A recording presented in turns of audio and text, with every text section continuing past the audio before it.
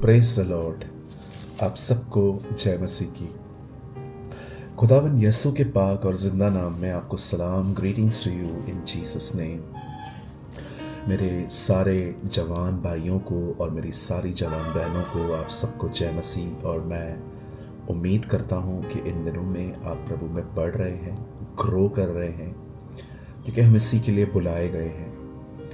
बहुत बार हम बहुत सारी बातों की चिंता करते हैं कि मेरा फ्यूचर क्या है, मैं किस तरह का कोर्स लूँ, क्या जो मैंने शुरू किया है मैं उसे कंप्लीट कर पाऊँगा, क्या मैं अपने फ्रेंड्स के साथ क्या मैं उनसे आगे बढ़ पाऊँगा। बहुत सारी बातें हमारे दिमाग में चलती रहती हैं, लेकिन मैं आज आपको कहना चाहता हूँ कभी कभी हमें इस चीज़ को समझने की ज़रूरत है कि हर चीज़ जो उत्तम और भली है वो परमेश्वर की तरफ से आती है, वो खुदा की तरफ से आती है। और हमारा सबसे ज़्यादा ज़ोर, हमारी सबसे ज़्यादा मेहनत प्रभु के साथ चलने में होनी चाहिए। बाकी सारी चीज़ें हमें उस पर छोड़ देनी चाहिए, क्योंकि वो जानता है कि उसे आपको क्या देना चाहिए। और हमेशा हमें ये प्रेयर करनी चाहिए कि उसकी मर्ज़ी पूरी हो। परमेश्वर के वचन को आपको देने से पहले मैं एक छोटी सी बात आपको बताना चाहता हूँ, उन सारे यंग लोगों को जो इस समय मुझे देख रहे हैं, चाहे आप इंडिया से हैं या इंडिया के बाहर से हैं। इससे पहले कि मैं आपको वचन दूँ, मैं आप में से हर एक को बताना चाहता हूँ, कभी भी इस बात पर बिलीव मत करिएगा कि आप परमेश्वर जो है वो आपसे बहुत गुस्सा है। प्रभु आपसे प्यार नहीं करता। परमेश्वर ने आपको अकेला छोड़ दिया है। परमेश्वर चाहता है कि आप सफ़र करें। मैं आपको कहना चाहता हूँ, जिस परमेश्वर ने आपको बुलाया है वो आपसे बहुत प्यार करता है। ये बात सच है कि वो उतनी पाप से नफरत भी करता है, लेकिन वो आपसे प्यार करता है। और जब वो आपको पाप में देखता है तो वो आपसे नफरत नहीं करता है, वो आपको निकालने के रास्ते ढूंढता है। वो देखता है कि किस तरह से आप उस पाप को छोड़ सकते हो। और कभी कभी वो आपकी ज़िंदगियों में कुछ ठोकरों को भी अलाउ करता है, ताकि आप जीवन के बहुत सारे सबक सीख पाएं और उसके पास वापस आ सकें। कभी ये ना सोचें कि वो आपसे प्यार नहीं करता। उसने आपसे ऐसा प्यार किया है कि उसने आपके लिए अपना बेटा दे दिया, ताकि आप नाश ना हो परंतु अनंत जीवन पाएं। यही यूहन्ना 3:16 में लिखा है। आज वही प्रेमी परमेश्वर आपके एक बहुत बड़े कन्फ्यूजन को दूर करना चाहता है। आज बहुत सारे लोग सोचते हैं कि ब्रदर, मैं जॉब करूं कि मैं मिनिस्ट्री करूं, मैं नौकरी करूं कि मैं सेवकाई करूं। मैं चाहता हूं आप में से हर कोई जो इस समय मुझे देख रहा है, आपकी स्क्रीन पर एक वर्ड है। ये वर्ड जो है लूका 5 अध्याय में है और ये आपके सामने है।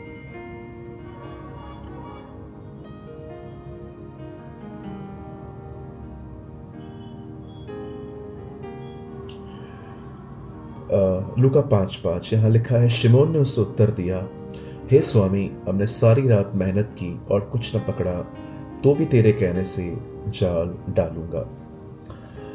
हम यहाँ पर पतरस को देखते हैं कि पतरस यीशु मसीह से मिलते हैं और उस समय पतरस एक असफलता का सामना कर रहा था। बाइबल कहती है कि वो मछलियाँ पकड़ने के लिए गया था, वो मछुआरा था और मछलियों को पकड़ के वो उसे बेचता था और जो पैसे उसे मिलते थे उससे वो अपना घर चलाता था।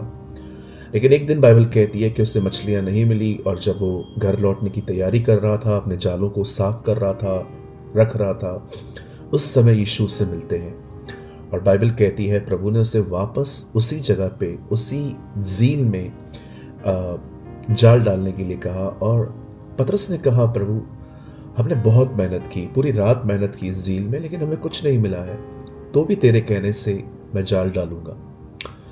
सबसे पहले हम देखते हैं कि यीशु अपनी सेवकाई में जब अपने चेलों को चुनता है और अपने चेलों को चुनने से पहले मिलता है, तो पतरस के अंदर एक ब्यूटीफुल क्वालिटी थी। वो मेहनती था, वो हार्ड वर्कर था और ऐसे व्यक्ति को बाइबल कहती है उसके बाद कहा गया, आ मेरे पीछे हो ले।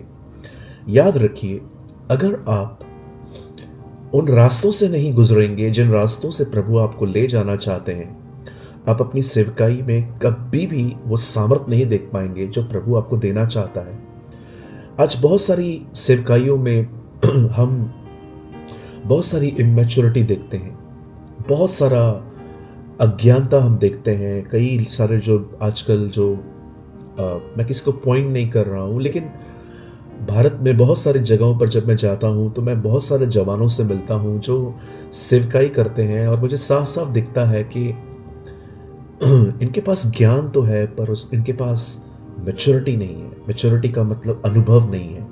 इन्हें पता नहीं है कि एक बड़े से, एक छोटे से, एक बुजुर्ग से किस तरह व्यवहार किया जाता है। और कई सारे जो लोग हैं वो इस बात को वैल्यू भी नहीं देते। उनको लगता है बस हमारे पास ज्ञान है, हमारे पास दो चार बातें हैं, रेवलेशंस हैं, तो हम प्रीच कर सकते हैं। जी नहीं, ये सेवकाई आप शुरू कर सकते हैं, लेकिन आप इस सेवकाई में उतना परमेश्वर का हाथ नहीं देख पाओगे जो प्रभु एक्चुअली आपको देना चाहता है।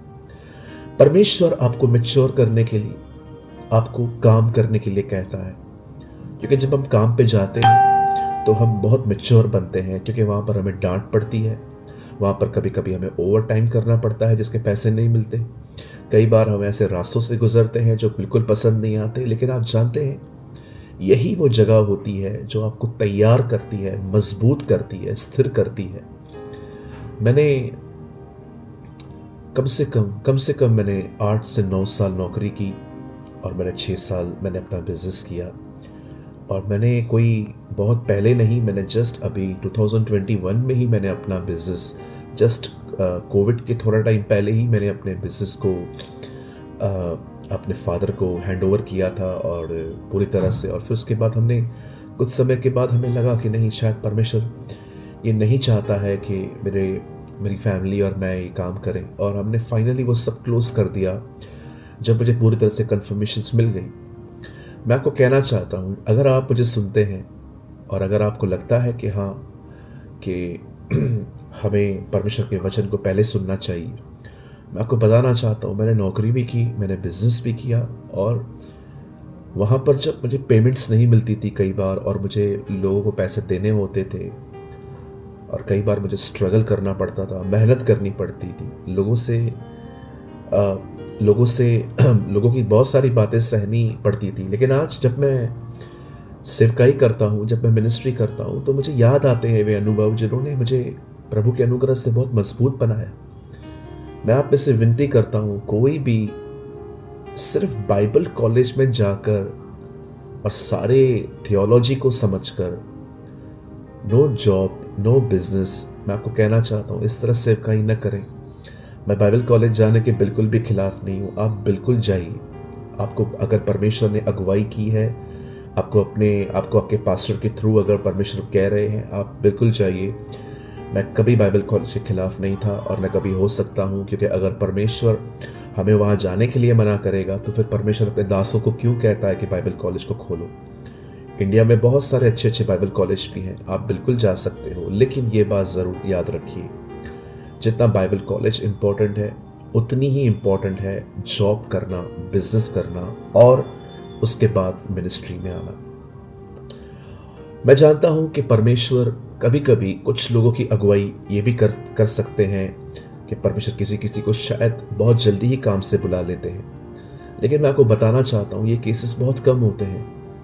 मोस्ट ऑफ लोगों के लिए प्रभु की ये मर्जी होती है कि हम पहले अपने काम को करें, अब अपने परिवार को खिलाएं, और उसके बाद हम जॉब करें, उसके बाद हम बिजनेस करें, हम अपने घर को खिलाएं, और उसके बाद हम मिनिस्ट्री में आएं, ताकि हम मैच्योर हों। अगर आपको लगता है कि मैं जो बातें कह रहा हूं वे बातें अनबिब्लिकल हैं, तो मैं आपसे कुछ सवाल पूछना चाहता हूं, स्पेशली यंग लोगों से। मुझे बताइए, यूसुफ को 17 साल में दर्शन आया, ड्रीम आया, लेकिन वो उस वक्त तक 30 साल तक क्यों पहुंचा? जब उसका 30 वर्ष स्टार्ट हुआ, लगभग 30s में था वो, तब उसे राजा बना, तब वो एक पॉलिटिशियन बना जिसने, आपको पता है, पूरे वर्ल्ड का अनाज एकत्रित किया।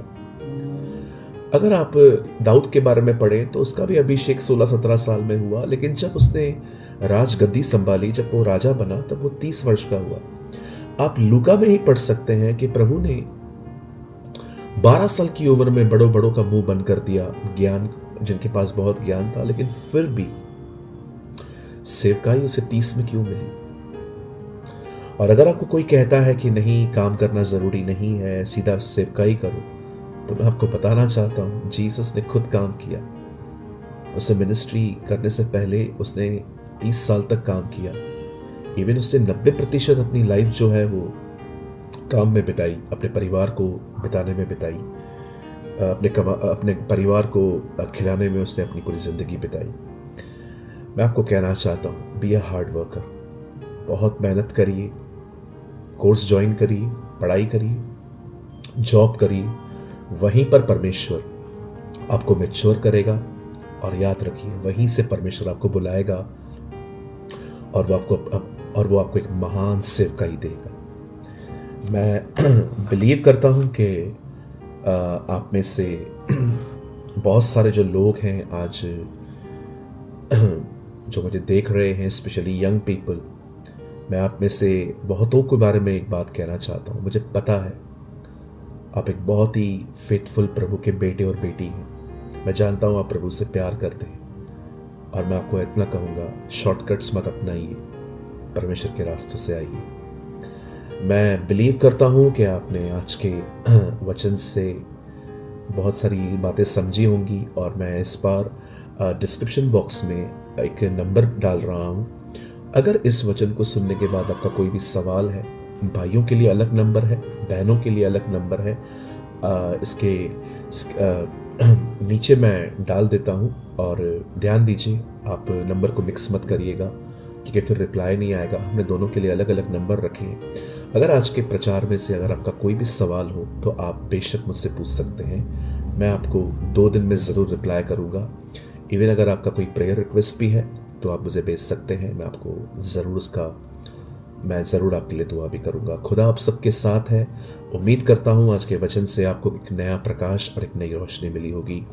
यदि आप चाहें तो आप कमेंट बॉक्स में हमें कमेंट करके बता सकते हैं कि आपने आज से वचन से आशीष पाई। खुदा आप सबके साथ है। आप सबको जय मसीह की।